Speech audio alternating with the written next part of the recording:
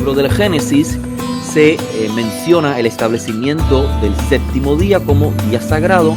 Y si vamos a la historia de, digamos, la Mesopotamia, también tenemos que las semanas duraban 7 días, no como otras culturas, como la egipcia, donde los días eran, o luego tenemos también la romana, donde ya las semanas eran de 8, de 10 días, no. El concepto hebreo de semana es Shavua. Y Shavua, de su raíz etimológica, que comparte con el número 7 en hebreo, que es Sheva.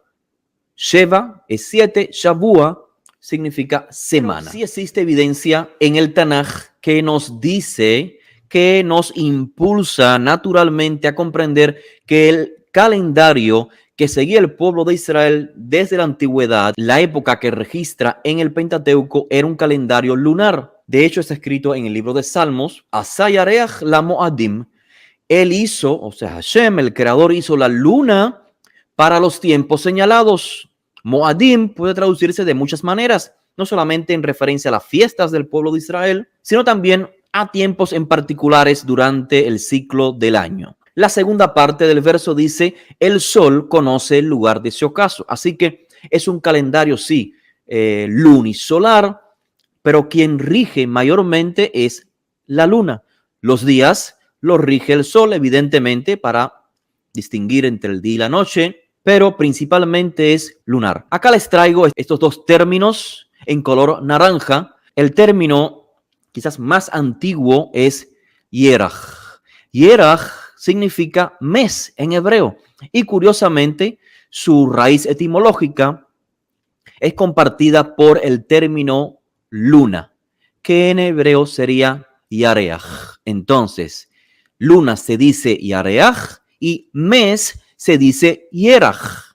Esto claramente indica que los meses que componen el calendario hebreo antiguo o tanágico o toraico o del Pentateuco era, sin lugar a dudas, un calendario lunar, porque sus meses eran identificados con el término luna.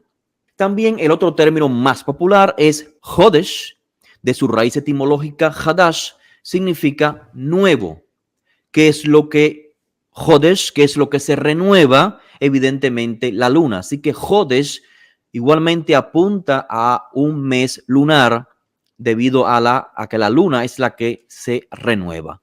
Ahora, cuando hablamos de calendarios, no olvidemos, estimados, estimadas, que este concepto que tenemos más moderno en estos días de hablar de estamos en el año 5700 tanto, o en el año 2000, pues ese concepto no es tan antiguo.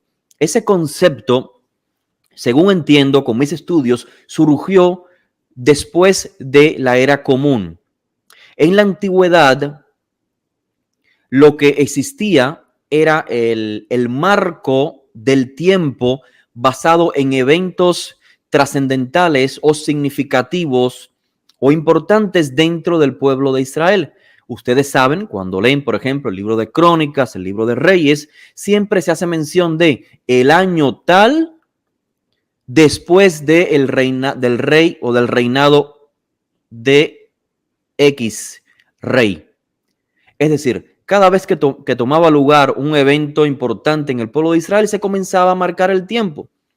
Esa misma realidad continuó a través de los años. El concepto de empezar a contar a partir de la creación no figura en el propio Pentateuco, es decir, hay que realmente ser muy imaginativo para crear un cálculo de tiempo basado en el texto del Pentateuco. El primer texto, si mal no recuerdo, que se escribió tratando de crear este conteo desde la creación es el Seder Olam Rabbah, Seder Olam Rabbah, que data pues ya después del primer siglo. Inclusive cuando leemos los escritos de los primeros discípulos en el llamado libro de Lucas, no dice que Yoshua nació en el 3000 de la era de la creación. No, dice que nació en el momento en que el rey Herodes gobernaba. porque era la manera de contar. Así que no nos preocupemos por el hecho de que no sepamos con precisión en qué año estamos viviendo desde la creación.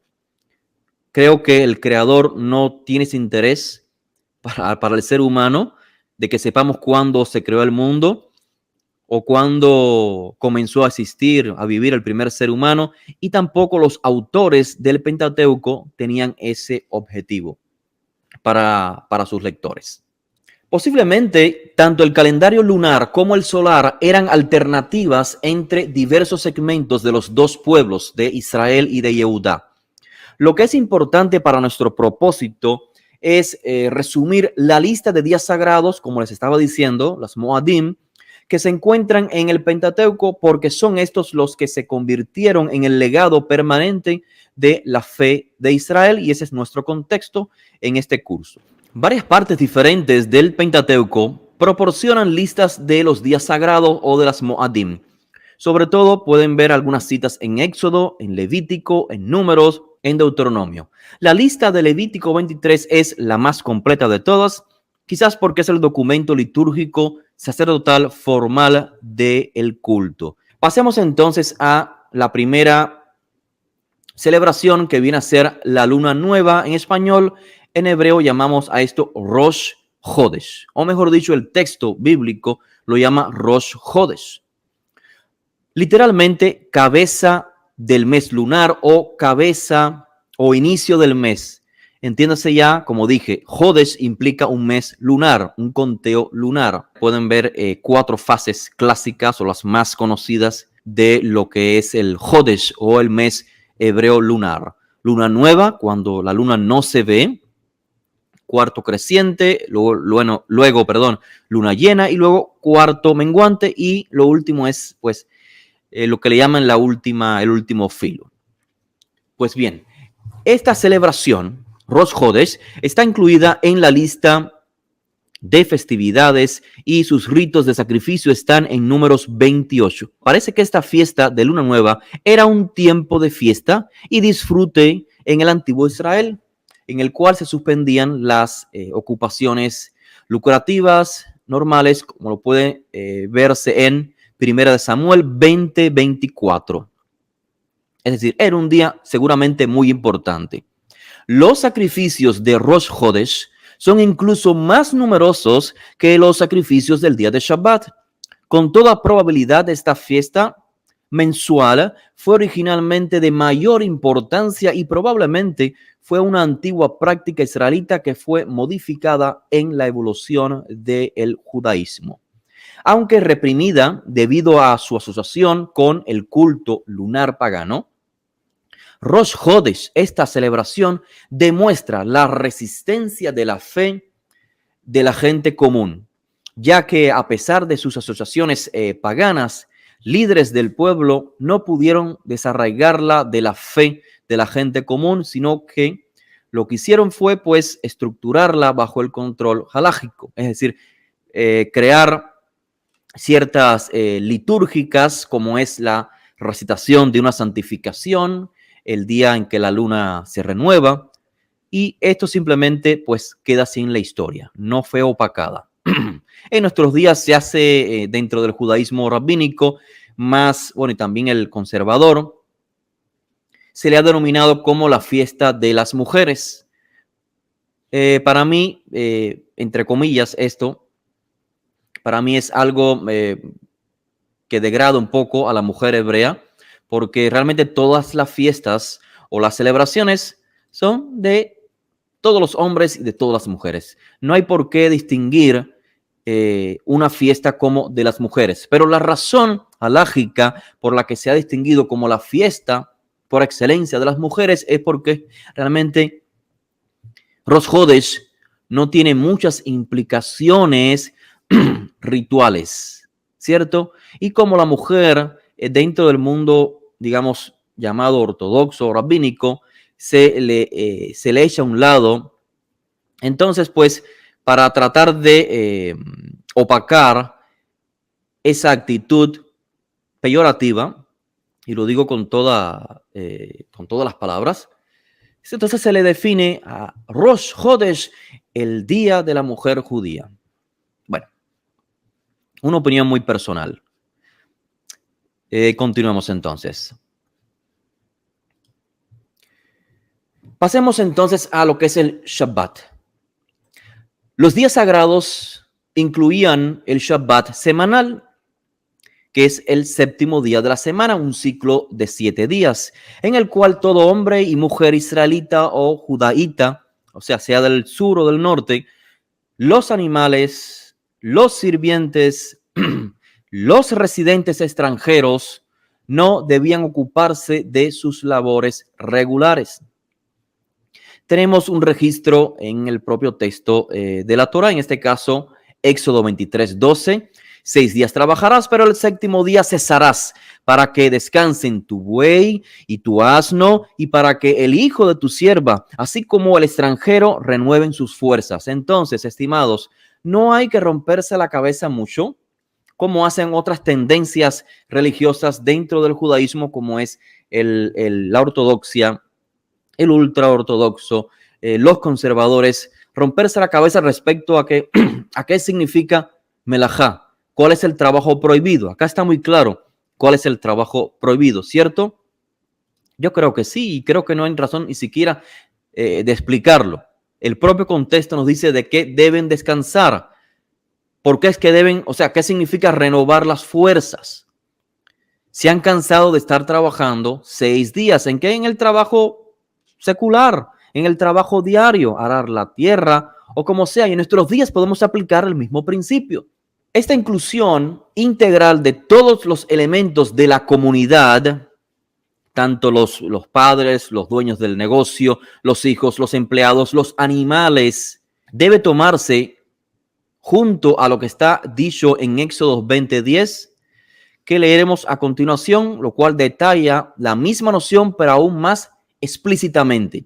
Les pido disculpas por el texto en hebreo que no se reflejó muy bien a la hora de transferirlo. Pero tenemos el español y dice, pero el séptimo día es Shabbat. Shabbat significa en hebreo descanso, reposo, cese.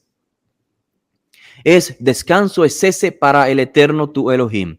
No harás en él trabajo alguno, tú, ni tu hijo, ni tu hija, ni tu siervo, ni tu sierva, ni tu ganado, ni el extranjero que está contigo. Una vez, muy claro lo que significa trabajo prohibido en día de Shabbat. Y sin duda también debe entenderse como una expansión o una especie de midrash, todo esto que leímos, de un mandamiento que suponemos es el más básico y original en su forma breve, que es Zachor et Yom HaShabbat lekadesho. Acuérdate del día de Shabbat para santificarlo. Todo lo demás es, como digo, una especie de expansión o de midrash, de exposición a cómo se santifica el Shabbat en términos prácticos. En la que puede ser la primera de las listas, entiéndase Éxodo 23, del 14 al 19, el Shabbat o la celebración de Shabbat precede a la lista de días sagrados. Es decir, si nosotros vamos a Éxodo 23 y tratamos de encontrar las celebraciones, ahí están, pero el Shabbat es mencionado mucho más anteriormente. Es decir, se separa el Shabbat del resto de las Moadim. No como, por ejemplo, en el libro de Levítico, donde comienza diciendo el texto, estas son el Moadé Adonai. Estas son las celebraciones que el Eterno ordenó a través de Moisés. Y la primera es Shabbat.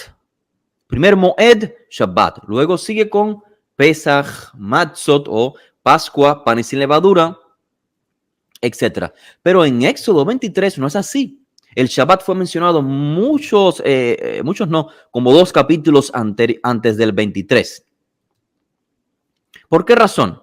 Porque solo el Shabbat está incluido en las Lujot Haberit, en las tablas del pacto, en esta revelación sinaítica, y por lo tanto Shabbat ocupa una posición muy especial, muy central en lo que es la vida del pueblo de Israel. Así que siendo el libro de Éxodo la narrativa de la redención, de la entrega de los mandamientos, tiene sentido el por qué en este libro se separa el Shabbat debido a su importancia del resto de las celebraciones, porque está en el Decálogo, está en los 10 códigos. Solo el Shabbat, fíjense, en el capítulo 31 de Éxodo es considerado señal del pacto, no así ninguna otra celebración. Es señal del pacto entre el Eterno y los hijos de Israel. Lo que no podemos saber, estimados y estimadas, de ninguna de las declaraciones que encontramos en el Pentateuco sobre el Shabbat es si el Shabbat se observaba antes de la experiencia egipcia. O sea, ¿cuál sería precisamente la naturaleza del ceso en día de Shabbat? El texto no nos dice nada al respecto. Podemos suponer que es una tradición muy antigua, milenaria, que llega hasta los días del pueblo de Israel, ya que en el libro del Génesis se menciona el establecimiento del séptimo día como día sagrado. Y si vamos a la historia de, digamos, la Mesopotamia, también tenemos que las semanas duraban 7 días, no como otras culturas, como la egipcia, donde los días eran, o luego tenemos también la romana, donde ya las semanas eran de 8, de 10 días. No, el concepto hebreo de semana es Shavua. Y Shavua, de su raíz etimológica, que comparte con el número 7 en hebreo, que es Sheva. Sheva es 7, Shavua significa semana. Solo se dan unos pocos detalles en diferentes contextos, incluida la prohibición de trabajo agrícola. Lo que dije previamente, es muy obvio entender qué significa trabajo en el texto de la Torá.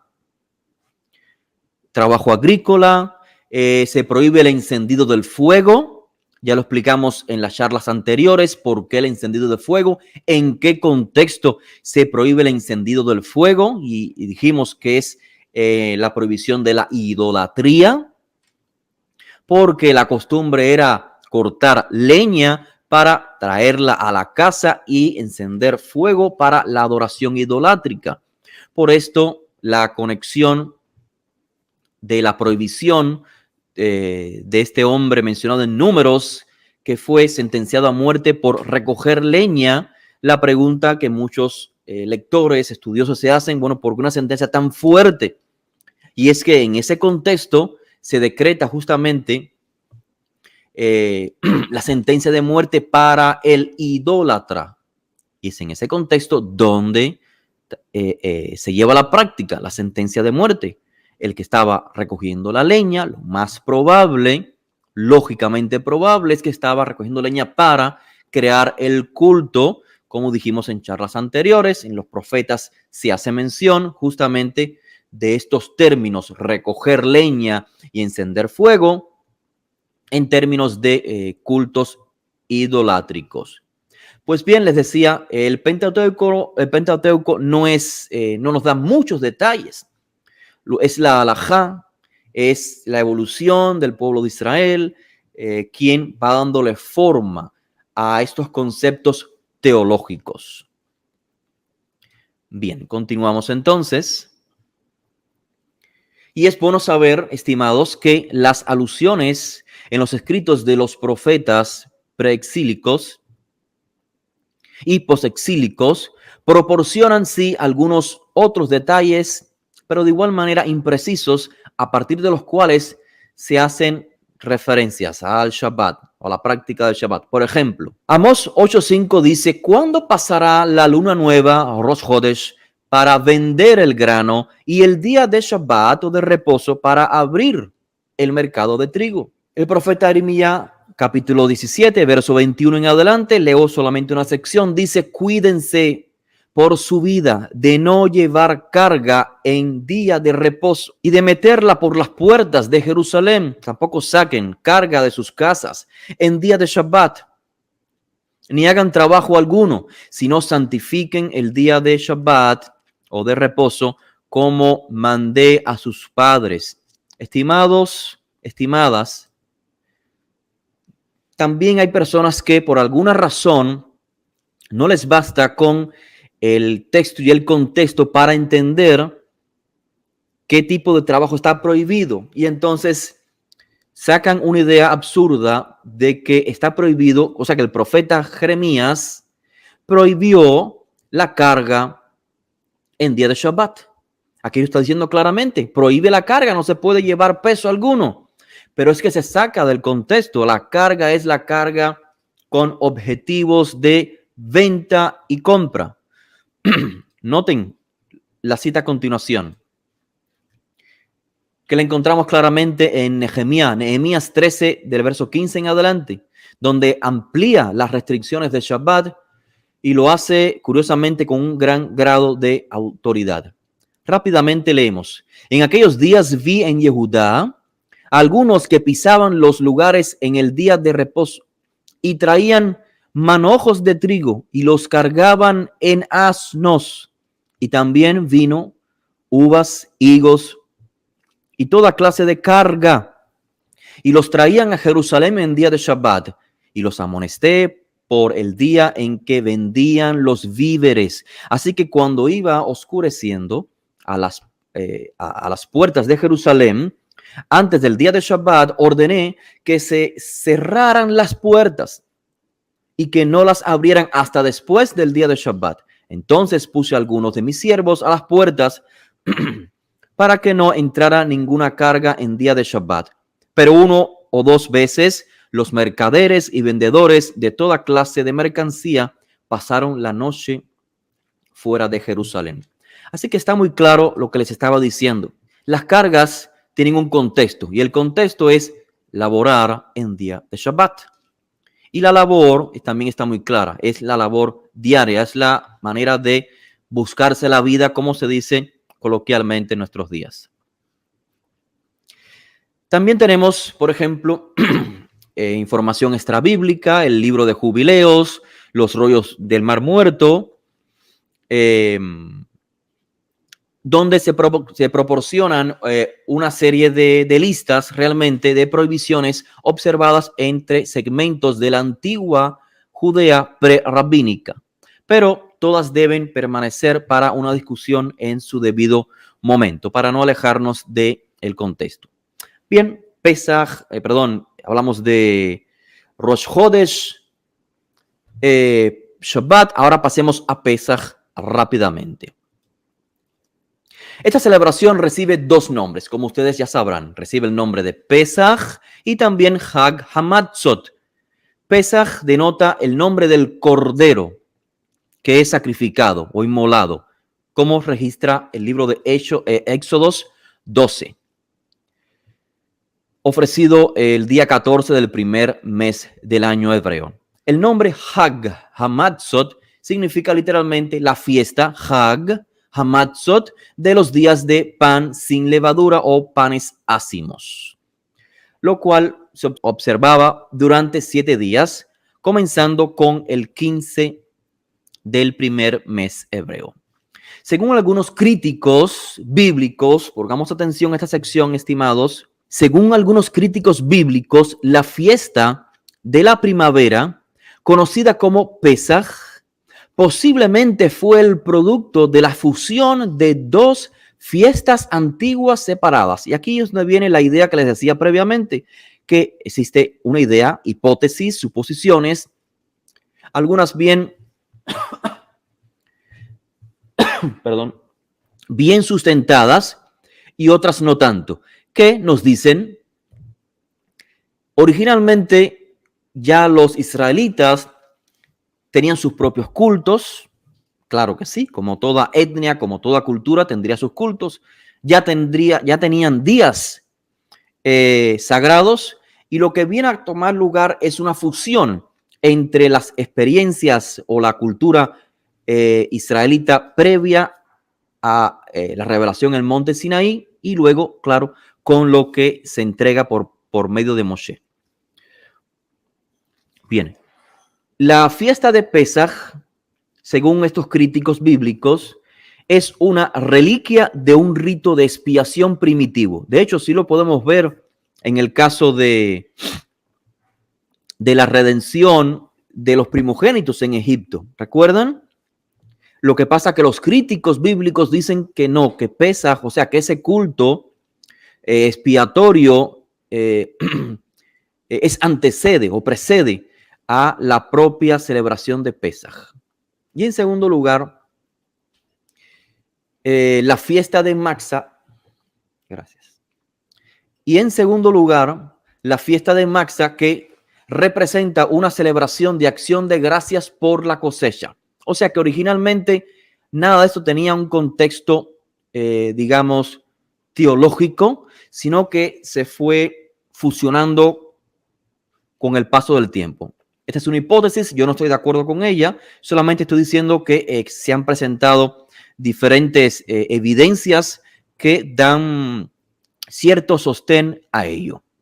A continuación y al final voy a hacer mi conclusión al respecto, mi opinión.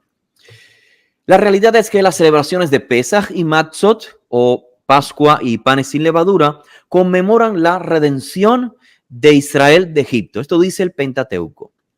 No queda ninguna reminiscencia mítica o arqueológica real en el Pentateuco. O sea, cómo se originaron estos festivales en tiempos antes del surgimiento del pueblo de Israel. La Pesaj en la fe de Israel está indisolublemente ligada a lo que llamamos, en términos actuales, las doctrinas de la elección o la Bejirá en hebreo. La redención, la Geulá y la revelación. Lo que mencionamos anteriormente. Lo que conforma la teología básica del pueblo de Israel es elección, redención y revelación, intervención divina. La redención de la esclavitud egipcia tiene lugar como cumplimiento de la promesa que formaba parte del pacto. Cuando Elohim convoca a Moshe desde la zarza ardiente, Elohim es identificado como, ustedes ya saben, Elohim de Abraham, de Isaac y de Jacob. Y recuerda su promesa de llevar a su pueblo elegido a una tierra prometida que fluye leche y miel. La redención, tan central en la festividad de Pesaj, también se consuma con la revelación en el Sinaí y la entrega del Decálogo, como dije previamente.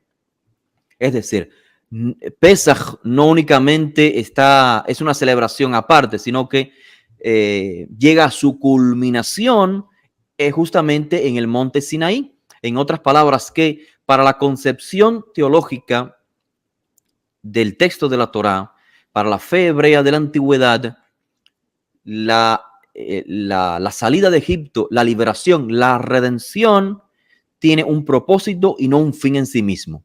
La redención tiene como fin, como objetivo, que Israel reciba los mandamientos, ingrese en la tierra prometida, los ponga en práctica y sea una nación ejemplar, una nación que bendiga a las demás como había dicho Dios a Abraham, que de él saldría luz al resto de los pueblos. Entonces tenemos que Pesaj, Shavuot y Sukkot se conocen como las fiestas de peregrinación o en hebreo Shalosh Regalim. Esto es debido a que era un requisito que las personas viajaran, subieran al santuario en los momentos particulares, cruciales, en este caso, del calendario agrícola. Por eso es que en una sección de la Torá, las fiestas son identificadas en un contexto agrícola o agricultural, mientras que en otros textos de la Biblia, las fiestas solamente tienen un contexto teológico.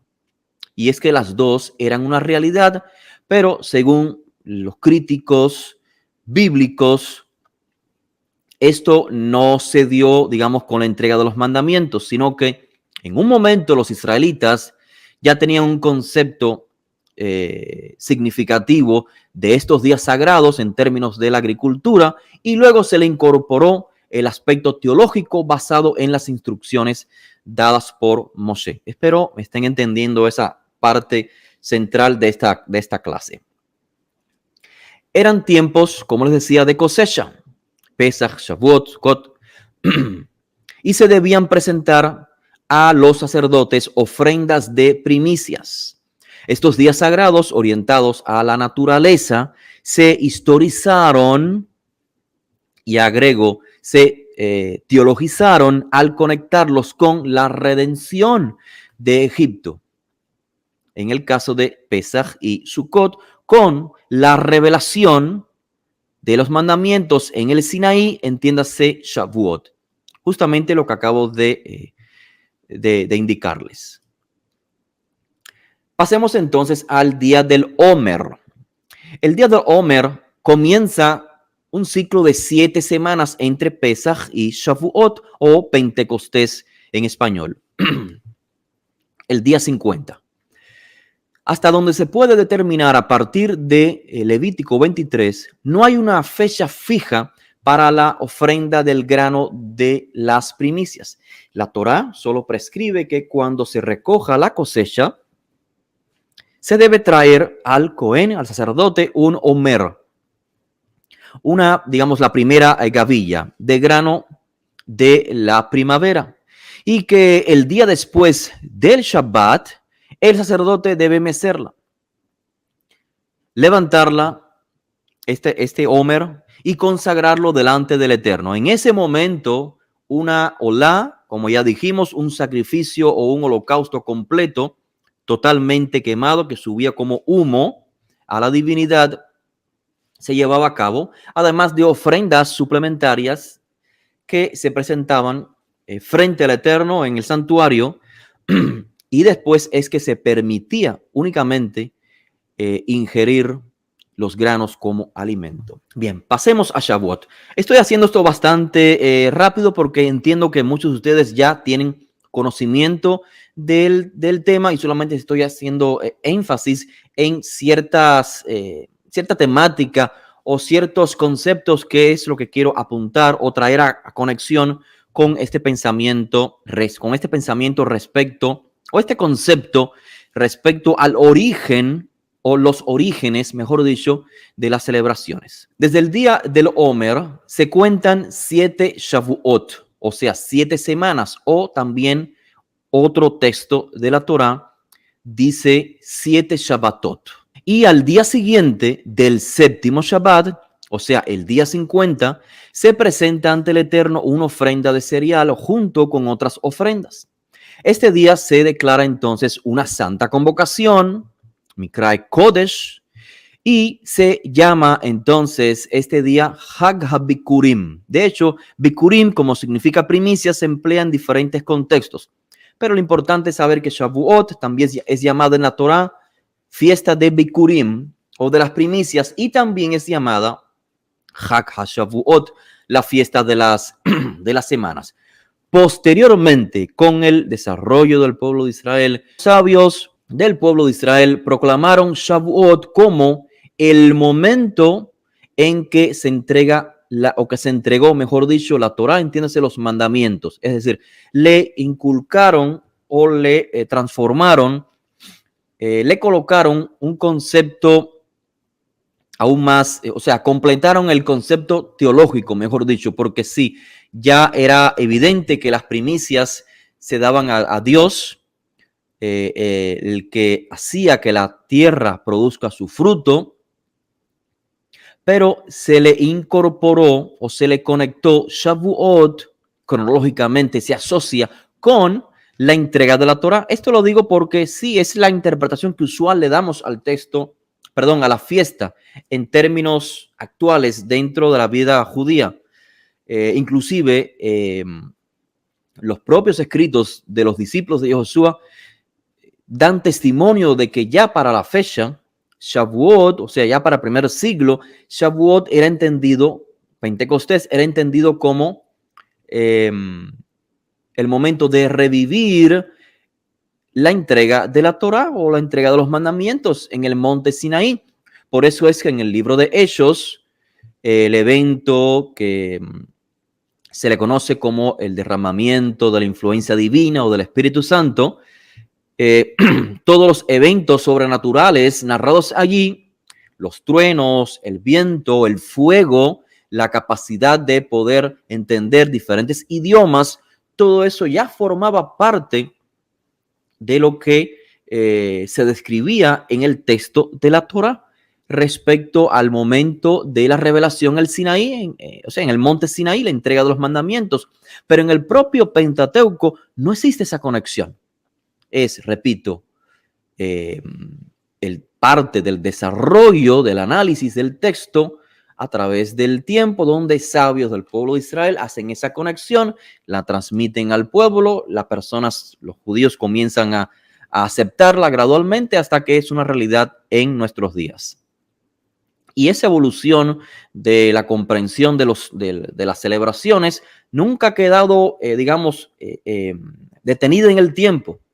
En nuestros días también se emplean, bueno, de hecho, en la época de los profetas, Zacarías habla de una celebración de Sukkot en términos del futuro, donde todas las naciones subirán a Israel a celebrar Sukkot y demás. Así que nunca pensemos que lo que respecta a las instrucciones son como cosas del pasado. De hecho, en el propio Pablo, Saúl de Tarso dice, son sombras de lo que ha de venir. Fíjese que no dice, fueron sombras de lo que ha de venir. No, son sombras. Se practican sabiendo que son sombras de lo que ha